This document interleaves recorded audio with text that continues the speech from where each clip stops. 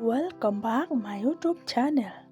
Arpautli ki kidak kishin sain ki papan bakajing kan ne hado bakot. Nadap ya sengajung mentoy na kaneka video wanam kled ban share lem shaki perlok na ne hayeng asem jongpi wanam kled ru ban like share and subscribe ya kaneka channel. You trust each other.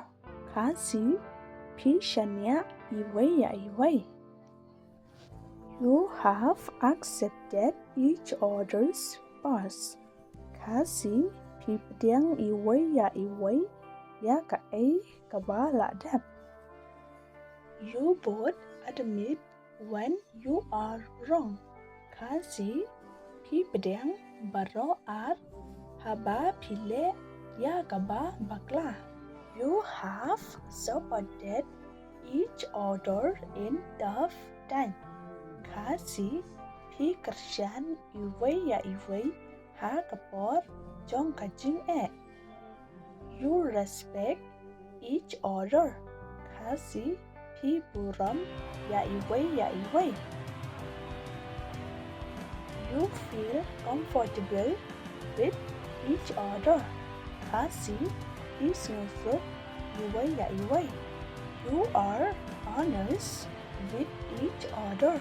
Kasi ilong bakod iway. You support each other. Kasi pi kershan iway. You don't compete with each other. Kasi pi klem yele iway. You feel secure in your relationship. Kasi hisneu scam ha kajing yaday jongpi. You make time for each other. Kasi pi penlut por iway. You help each other. Kasi pi yarab iway. You both listen to each other. Kasi baro pisnap iway. You apologize and forgive each other.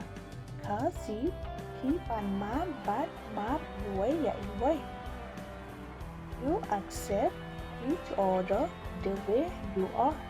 Kasi hipdeng iway kumba pilam. You don't panic. Kasi hiklempeng. You inspire each other. Kasi piay mansin iway. When a person tells you about his problems, that means he trusts you. Kasi haba ubriu uyatho ya kajing jeng kamot bau shania yapi. You understand your problem. Kasi pi sengotho ya kajing jongka. People who love you will forgive your mistake. Kasi ibreu kibae yapi kin maaf ya kajing bakla jongpi. Everyone wants a relationship will last forever. Kasi man la uway wa baga jing yaday kan ne hado kabako.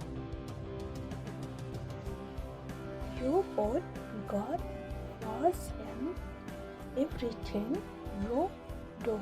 Kasi he bo ya ublay nukong ki baro iba pile. When problems comes, you fight together.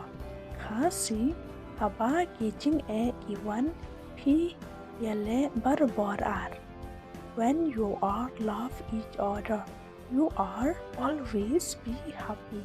Kasi haba pi iway barbor pi long kibakmen.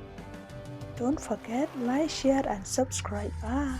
Thank you for watching. See you in the next video.